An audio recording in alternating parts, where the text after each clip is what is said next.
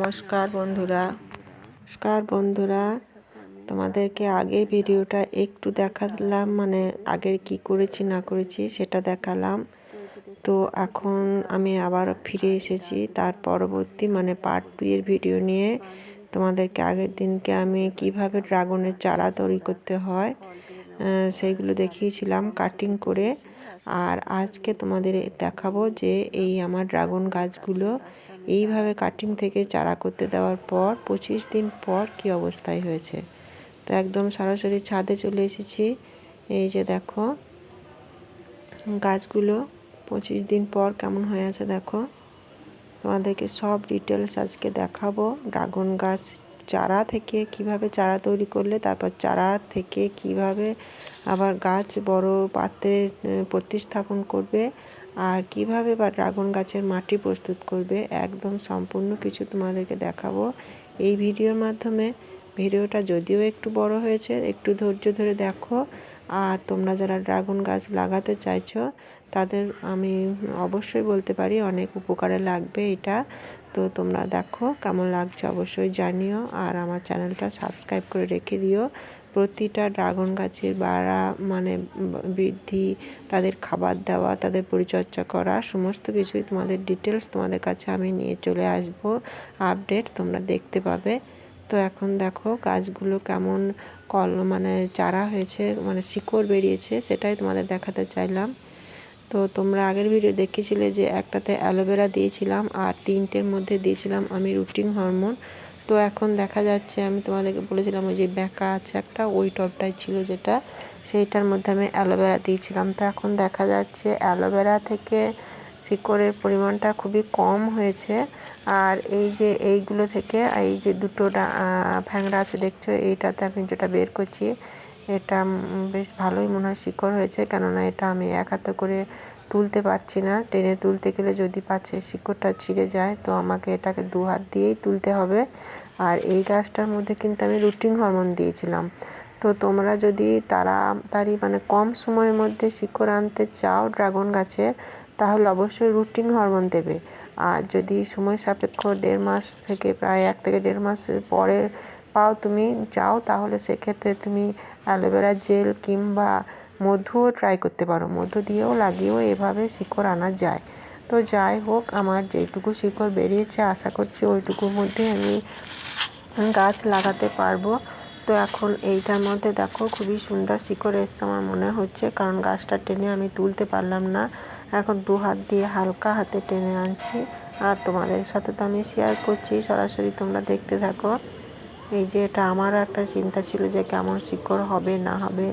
তো দেখো এই শিকড়টা কতটা সুন্দর এসছে, এই যে দেখো তোমরা নিজের চোখে দেখে নাও। আর বালির মধ্যে কত সুন্দর, এটা কিন্তু 25 দিন পরে আমি তুলেছি। 25 থেকে হয়তো তাতে হয়তো একটা দিন বেশি হতে পারে, কিন্তু 1 মাসের আগেই আমি এটাকে তুলে দিলাম। তো যাই হোক, তোমরা দেখলে শিকড় কেমন বেরিয়েছে। যেগুলো আমি রুটিন হরমোন দিয়েছিলাম সেগুলোর মধ্যে ভালো মতো শিকড় এসছে।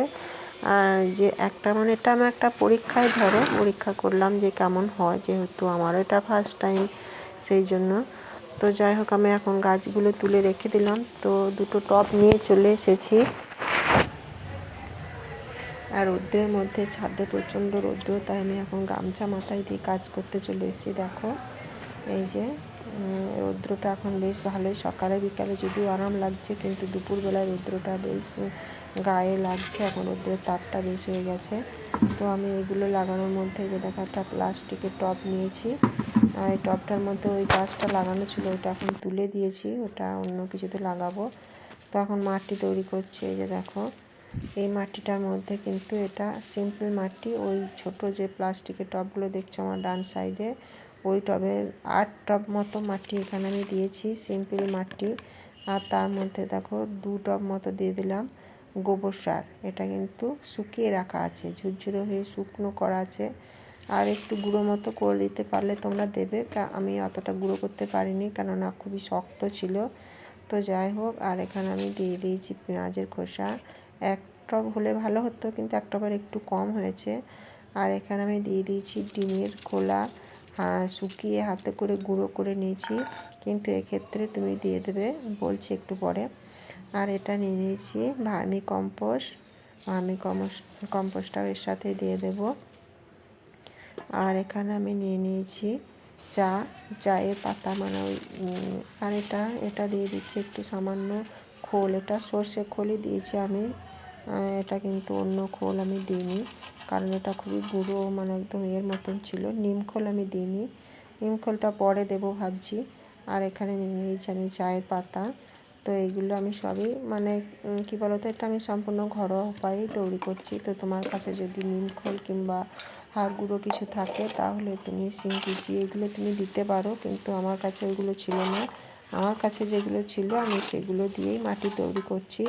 তো ডিমের যে খোলাটা, এটা আমার হাড় গুঁড়োর কাজ করবে।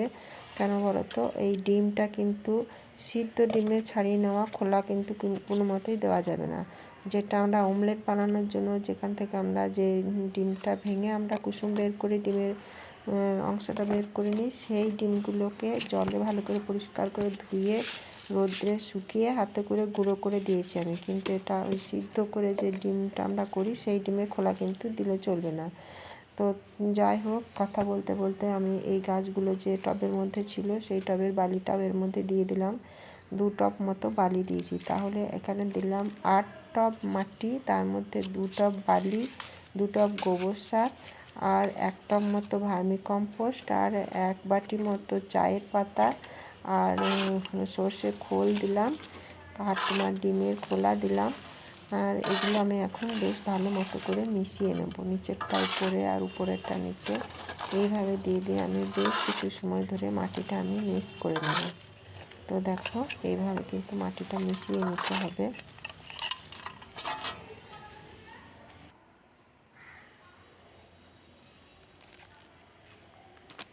আর মাটিটা বেশ কিছুক্ষণ ধরে মিশিয়ে নেওয়ার পর এইভাবে দিয়ে দেবে অ্যান্টিফাঙ্গাল সার। কেননা আমি এখানে দিয়েছি যেহেতু গোবর সার আর চায়ের পাতা, এগুলোর মধ্যে ফাঙ্গাল অ্যাটাক করতে পারে, সেই জন্য আমি এই মাটিটার মধ্যে দিয়ে দিচ্ছি বেশ কিছুটা পরিমাণে অ্যান্টিফাঙ্গাল সার, যাতে করে এইটা গাছের সমস্ত ফাঙ্গালকে নষ্ট করে দিতে পারে। গাছে পরবর্তী ক্ষেত্রে গাছে আমার কোনো ফাঙ্গাল অ্যাটাক করবে না। তো আবারও মাটিটা সব ভালোভাবে উপর নিচে করে আমি মিশিয়ে নিচ্ছি। তো তোমরা এইভাবে মাটিটা কিন্তু তৈরি করে নেবে। মাটি তৈরি করাটা কিন্তু মেন। মাটিতে যেমন খাবার দেবে গাছেও তেমনই গাছ পুষ্টি পাবে। তো যাই হোক, তোমরা দেখতে থাকো একটু ধৈর্য ধরে। ভিডিওটা যদি একটু বড় হয়েছে, কিন্তু আমি সম্পূর্ণ ডিটেলসভাবে তোমাদের দেখানোর চেষ্টা করেছি। আর এই যেটা দেখো, একটা মাটির টব, এটা 12 ইঞ্চি সাইজের টব, আর এর নিচে বেশ একটা বড় মতো ছিদ্র রয়েছে। ড্রাগন গাছের ক্ষেত্রে সবসময় মাথায় রাখতে হবে যে এই গাছ বেশি জল পছন্দ করে না, তাই এক্ষেত্রে জলে যে জায়গায় লাগাবে যেন অবশ্যই জলের ছিদ্র অর্থাৎ ড্রেনের ব্যবস্থাটা খুব ভালো মতো থাকে। আর বেশ বড় মতো এই ছিদ্রটা রয়েছে। এখন আমি এই ছিদ্র নিচে দিয়ে দিলাম আর একটা ভেঙে যাওয়া টবের অংশ। আর এরপর আমি দিয়ে দিচ্ছি কিছু শুকনো ডাল পাতা। এই যে কিছুদিন আগে আমি চন্দ্রমল্লিকার ডালগুলো কেটে রেখেছিলাম, ওরই 1 খাবলা এর মধ্যে আমি বেশ চেপে চেপে দিয়ে দিলাম, যাতে করে অতিরিক্ত জলটা নিচের দিক দিয়ে পাস হয়ে যেতে পারে। এবার এই মাটি নিয়ে একটু ছড়িয়ে প্রথমে এভাবে চারি সাইডে দেবে, তাহলে ডালটা পুরো ঢাকা পড়ে যাবে শুকনো পাতাগুলো। এই যে দেখো যেমনভাবে আমি দিচ্ছি, আর হাতে করে চেপে চেপে একটু মাটিটা উপর দিকে ছড়িয়ে দেবে। তো এইভাবে কিন্তু চারি সাইডে মাটিটা এভাবে ছড়িয়ে ছড়িয়ে দেবে। আর যখন হাফ মতো মাটি ভরা হয়ে যাবে, তখন এর মাঝে একটা এরকম মোটা সাইজের একটা কিছু দেবে, যাতে করে ড্রাগন গাছগুলো ভবিষ্যতে থেকে ধরে উঠতে পারে। তো তোমাদের কাছে যদি বাঁশ থাকে তাহলে খুব ভালো হবে। আমার কাছে ছিল না, তো এই পাইপটা ছিল, এটা একটা কলের পাইপ, এর ভাঙা অংশ, তো এটাই আমি দিয়ে দিয়েছি। এটা মোটামুটি 4 ফুট মতো লম্বা ছিল। তো এটা আমি ভালো করে চেপে দিয়ে দিয়েছি। তারপরে আবারও পুরো টবটা আমি এভাবে মাটি ভরে দিয়েছি। এই যে দেখো, আর মাটির মধ্যে যদি কোনো শক্ত অংশ থাকে তো সেগুলো ভেঙে দেবে, আর বাদবাকি যদি কিছু থাকে তো সেটা ফেলে দেবে। তো এইভাবে মাটিটা হালকা হাতে সমস্ত টবে ভরা হয়ে গেছে।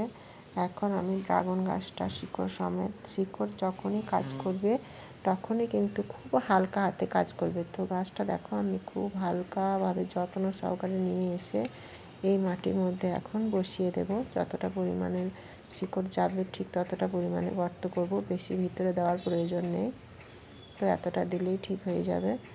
তো শিকড়টা আমি এইভাবে হালকা হাতে বসিয়ে নিয়ে চারিদিক থেকে মাটি দিয়ে ঢেকে দেবো।